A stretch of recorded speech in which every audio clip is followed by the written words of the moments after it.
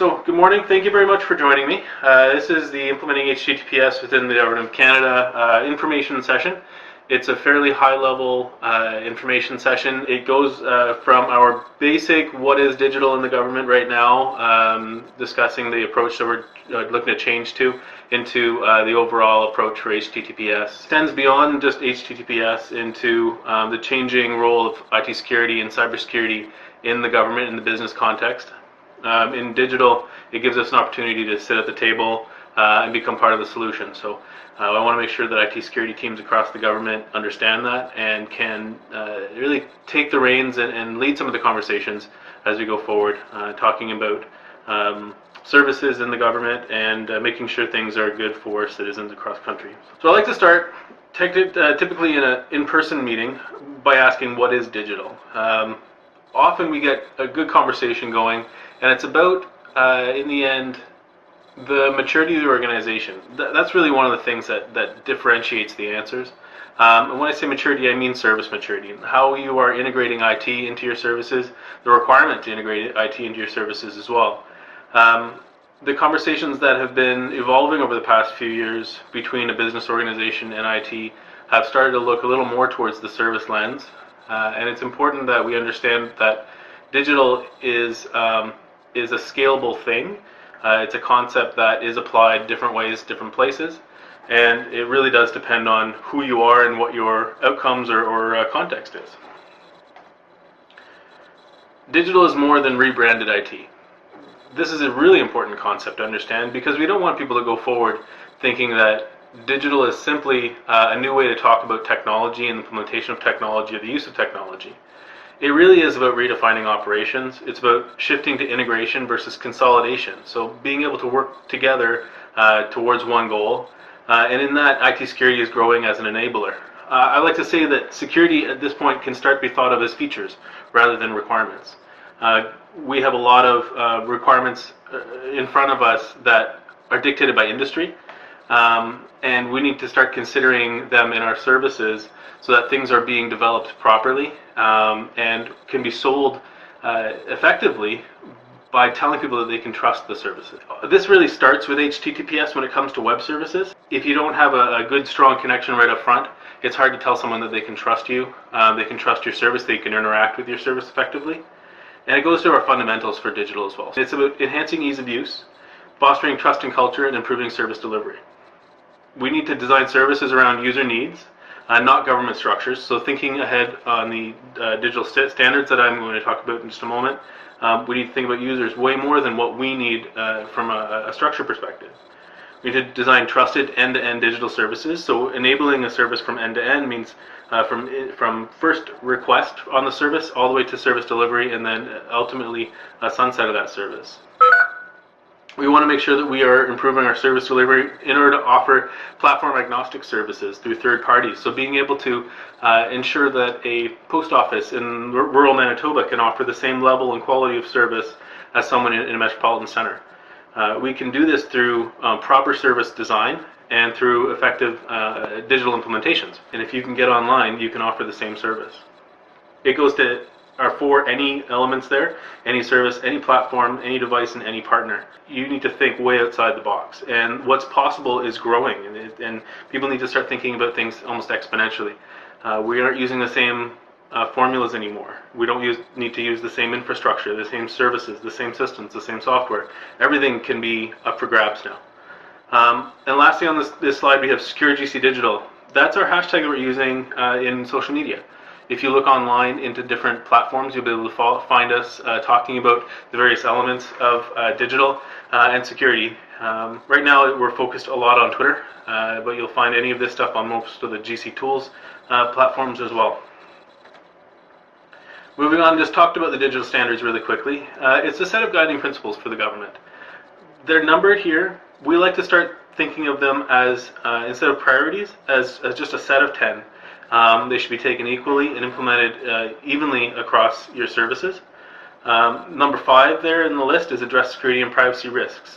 This one's important because, like I said, it allows us to create trust and establish services that are fundamentally better than they have been in the past.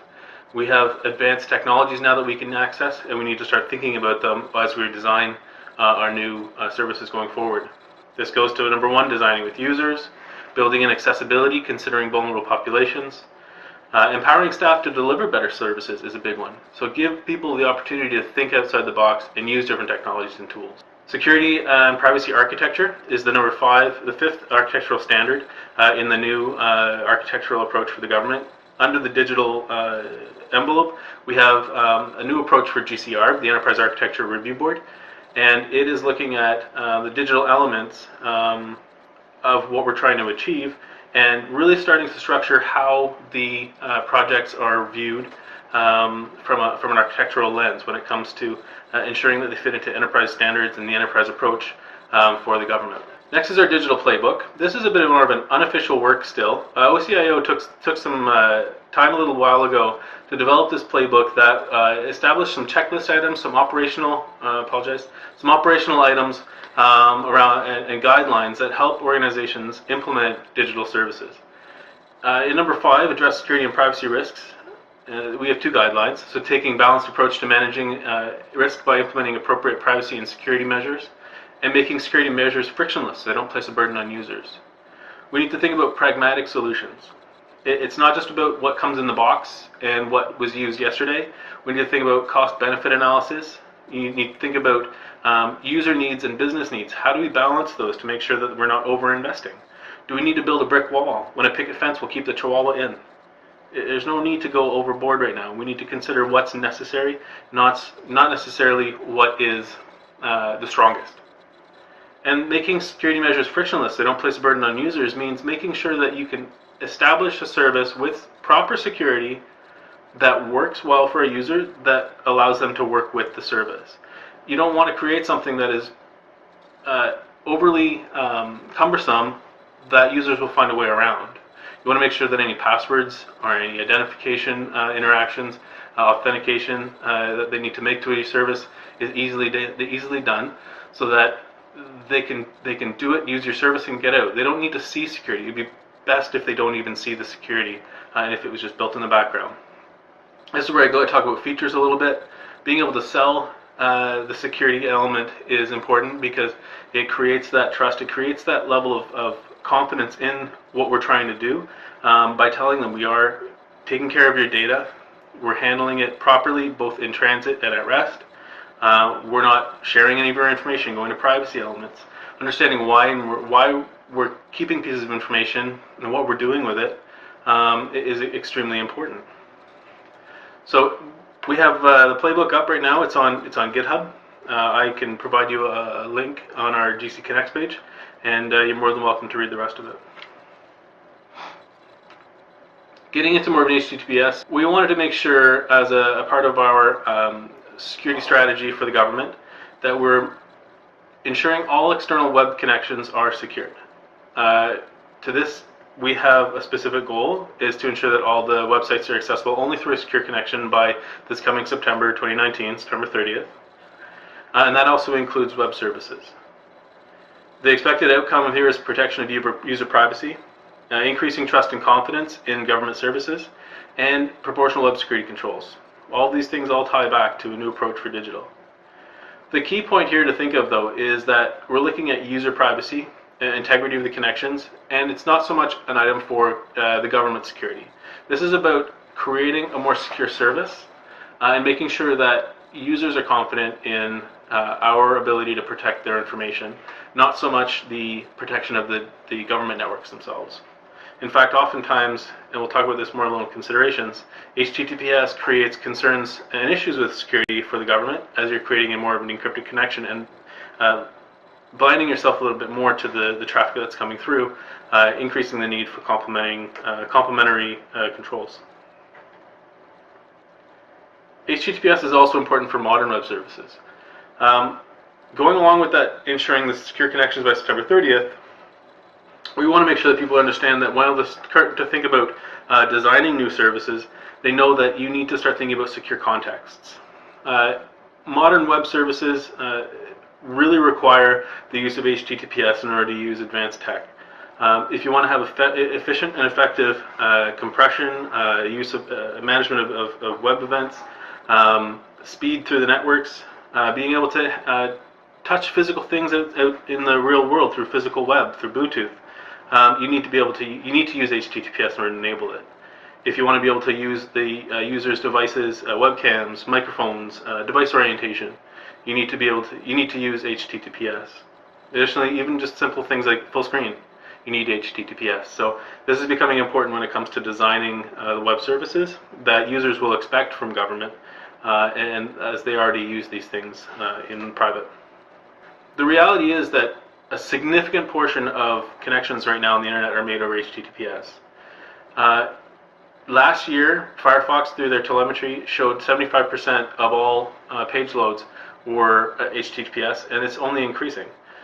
Google has recently showed that over 89 to 90% of page loads in Canada are HTTPS. If you compare this to other areas of the world, you're looking at high 90s, 95 to 98% HTTPS loads. They, in other places of the world, have the benefit of a very low level of legacy technology. They're able to jump straight in to the more modern tech, which provides secure connections immediately. So that's a benefit and an issue that we're handling.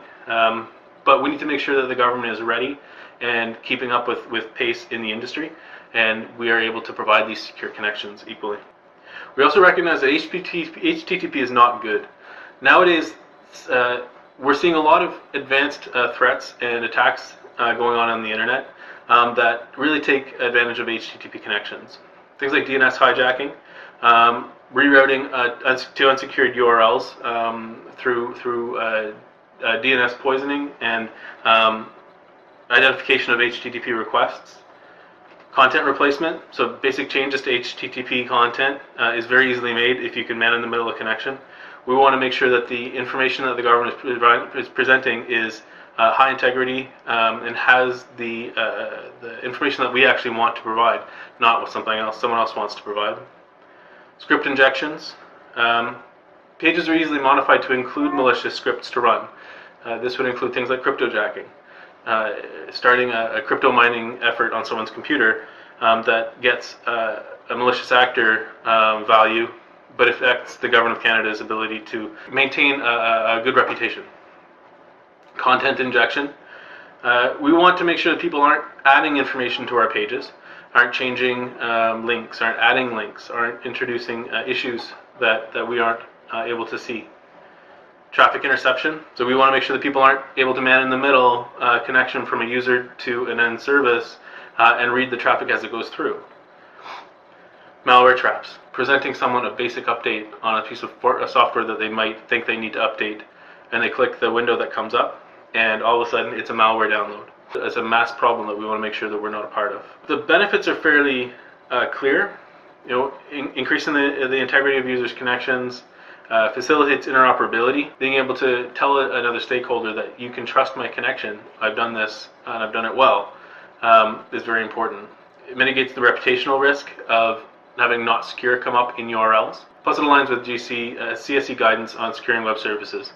CSE has done a fantastic job for years of creating guidance that is optional by definition, but we want to make sure that it's properly implemented and are doing that through policy. Some of the considerations now, much more important. Application security best practices have never been more important. As you increase the encrypted traffic coming into a network, you do lose visibility into that traffic. You need to have complementary controls in place. Basic elements that developers need to understand how to code around and make sure aren't included or don't present a problem in our Government of Canada applications. Tls Certificate Management is a growing issue. As we secure all of our endpoints, the number of certificates will simply increase. Automation is going to help us, but many organizations are still looking at a manual process. So renewals of the certificates is very important. Being able to manage the administrative side of this is going to be hard. And while I said we do have some solutions, it's up to the organization to really take the leap and look at new services that are available. Resources are required. This includes money and people. Going to HTTPS means there may be some issues with your applications. There'll be issues with your hardware. Upgrades to your services in order to handle the new TLS requirements may certainly be required, in addition to looking at all of your applications and cleaning out any mixed content that may be coming from HTTP sources. This is important to plan and understand that you need to put a good amount of work into this. Guidance for HTTPS is required to assist teams. So we've actually taken a good amount of time to develop a guidance portal, a good set of information up on GC Collab that's available publicly in order to give teams across the government the information that they need. And we want to ask for feedback. If you have had the chance to look at this guidance material, please let us know what you think. If you choose to look at it now, please let us know what you think. We're always looking for a bit of feedback so we can improve it. If there's elements that you think need to be added or changed, definitely let us know. Don't hold back. So let's get into the overall direction. IT PIN 2018-01, implementing HTTPS for secure web connections, was published last June, June 27th, I believe it was. So section 6.1 dictates that departments are required to provide a service only through a secure connection that is configured for HTTPS or redirected from all HTTP, has HSTS enabled, which is a technology that forces browsers to capture the secure version of the website and only go to it, so by default. Implements TLS 1.2 or subsequent versions and uses supported cryptographic algorithms and certificates as outlined in CSE's guidance. This is a major step forward for the Government of Canada and is actually a leading decision, because we are one of the first, if not the first government, to make this specific requirement to go to TLS 1.2 only. Other places in the world that have taken the leap into HTTPS initiatives have included old TLS protocols, TLS 1.0 and 1.1. We want all security connections to disable known weak protocols in all versions of SSL version 2 and 3, and as I said, versions of TLS 1.0 and 1.1. Right now, the requirement from a security perspective is that the vulnerabilities are known, the attacks have been seen, and we want to make sure that we aren't still in a position where we could get compromised by using an old protocol that is statistically unused. So the numbers are way lower than they used to be, and at this point we believe the business risk is low enough that we should push forward into 1.2. We also want to make sure that everyone disables known weak ciphers, so specifically RC4 and triple DES. So while triple DES is still approved in the CSE guidance, it's much more inefficient than AES encryption. So we want to make sure that people are choosing to use the right ciphers. And in fact, CSE is coming out with future guidance that removes both of these and aligns much more to our HTTPS direction. I mentioned earlier that we want to make sure people implement TLS 1.2 or subsequent versions. Just to be clear, in case you weren't aware, TLS 1.3 has also been approved as a standard. However, it's not as much use in industry yet, so we aren't pushing for 1.3 at all. We do have organizations across the government that, in implementing 1.2, have turned on 1.3 and left it on. As a result, we've also asked CSE to include or consider including the 1.3 cipher suites in their new guidance, and they are. So they're going to prioritize TLS 1.3 and it sort of future-proofs us for changes changes to come in the future, and considering the increase in security that TLS 1.3 provides, I'm very much looking forward to the day when we can move in that direction. Domain prioritization is important. The direction in the IT PIN lays out that all newly developed websites and web services must adhere to the IT PIN upon launch. If you have a new service, you need to be compliant. Websites and web services that involve the exchange of personal information or other sensitive information must receive priority, following a risk-based approach to mitigate as soon as possible. So we do have a dashboard that we've prepared that provides organizations the ability to plan and prioritize websites and domains. And we'll look at that in a few minutes. And then finally, all remaining public websites and web services must be accessible only through a secure connection by September 30th, 2019. All remaining public websites and web services includes those that we don't have view on yet, but we do expect organizations to provide a full list as domains are identified or created. This is a slide off a service called caniuse.com. It's a great tool for application developers to use when they're considering new technology or various different application development technologies that need to integrate with browsers. It simply shows here that TLS 1.2 as a tech is fully implemented in all browsers across the board. This was from July this past year, and it's only getting better. The column to really pay attention to on the left is the IE column. The little flag in the red box indicates that TLS 1.2 is not enabled by default, but it is supported. So you need to configure use of TLS 1.2.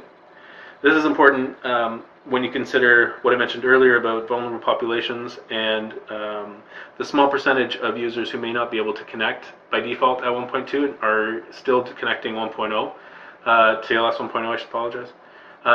XP still allows you to run IE 8, and I believe Chrome 42. Chrome 42 is fully compliant with TLS 1.2 by default, and IE 8, as it says there, is enabled. You can enable TLS 1.2. So if you have a population that you are concerned about, that are identified in your logs as connecting TLS 1.0, and you can identify the user agent, you can identify by some way, if you can see the OS, then we can figure out a way to message or provide alternate service delivery. And these are some of the realities around digital, is that technology will eventually leave people behind, as obsolescence is a real thing. And so we need to consider alternate service delivery and look at different ways of ensuring that the same level and quality of service is provided regardless of the mechanism in the channel. We developed a suggested action plan for IT PIN compliance. When we went forward to this, the expectation was IT security teams would lead in organizations. So we want to identify key resources required to act as central points of contact with us here at Treasury Board and within the HTTPS community of practice. We've established this community of practice on GC Collab. It's also on GC Connects, and the GC message channel, HTTPS Everywhere, HTTPS Partout, is becoming much more popular. It's a fantastic chat channel on message.gccollab.ca and provides you access to both myself and peers across the government that are working on HTTPS. We want you to develop an inventory of all departmental domains and subdomains and submit those your institution's domains to TBS. We established a GitHub page in the summer last year. That's the link that you see there in number 3. In order to allow you to submit your new domains to TBS, we can add them to the domain list on the dashboard. And we recently sent out a request to all DSOs and ITSCs to validate the list of domains that we have in the dashboard. We've received the majority of responses so far. I believe we're still expecting a few. I don't have a comprehensive list of the organizations that haven't responded yet. However, I'm sorry. If you're among those groups, then I'm sure you'll be we'll reach out to you and follow up. Number 4 is assess the domains and subdomains to determine the status of configuration. Make sure you understand what is and isn't necessary when it comes to legacy hardware, the protocols that are already in place, whether or not you have dependent software around on your web server that needs to be considered. Of course, upgrading your web server to offer TLS 1.2 only isn't necessarily the only thing to do. You have some software dependencies that may need to be considered, versions of newer software that may need to be installed, some procurement efforts. So it's worth the time to look at it entirely. And then develop a prioritized implementation schedule. According to per the 3 steps earlier, make sure that any new websites are fully compliant upon launch.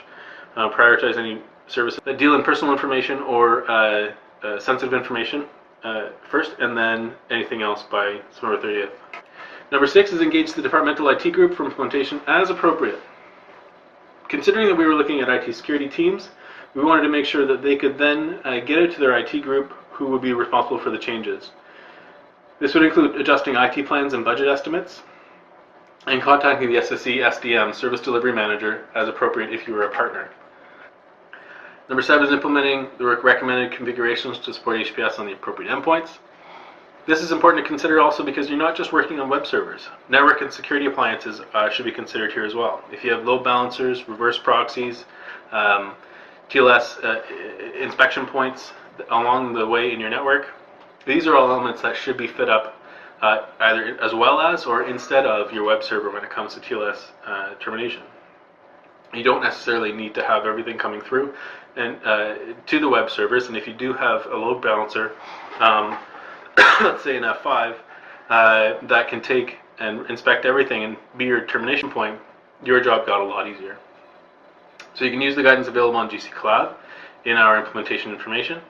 And please make sure you obtain certificates from GC approved certificate sources. At the moment, these are in trust through SSE, and Let's Encrypt is now available if you would like to use a free DV cert and you have access to manage your own servers.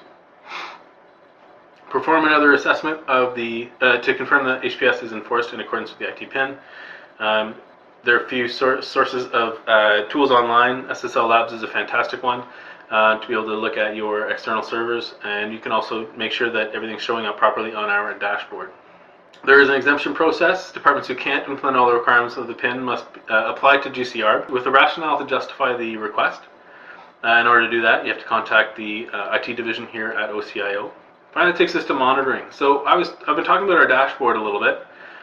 We took the work that the US government did, that they started in 2015, and have implemented up here. They developed what's called Pulse, and our version, HTTPS Everywhere, the Track Web Security Compliance Dashboard, is available at httpseverywhere.canada.ca to monitor GC progress to the standard. It allows us to look outward to see what organizations are doing, report up to our management, but it also allows you to grab the set of information that's been presented and prioritize based on the scanning results that our tracker provides you.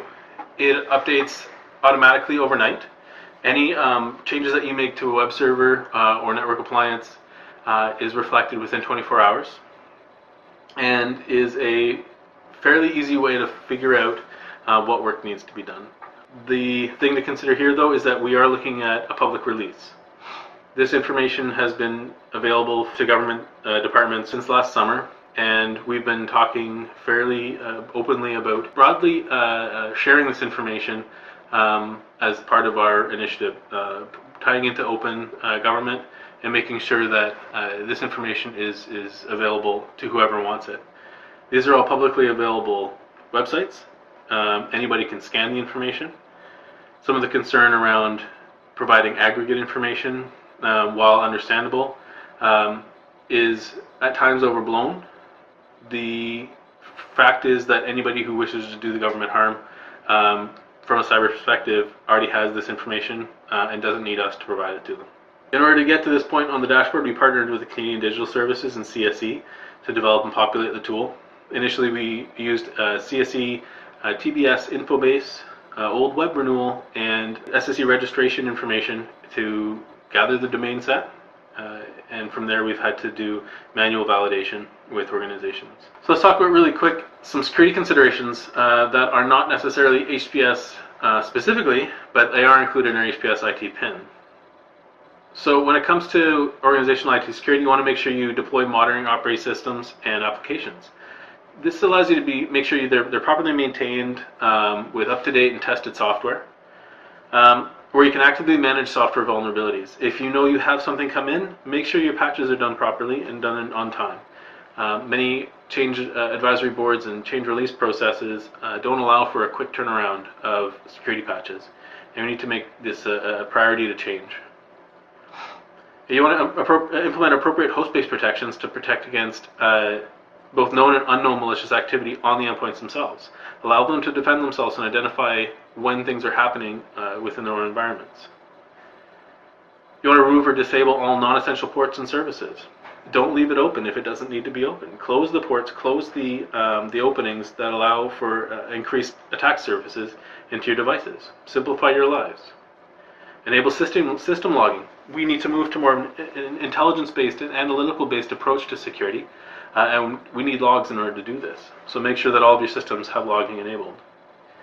Control and manage privileges for users, and ensure that they don't use privileged accounts on a regular basis.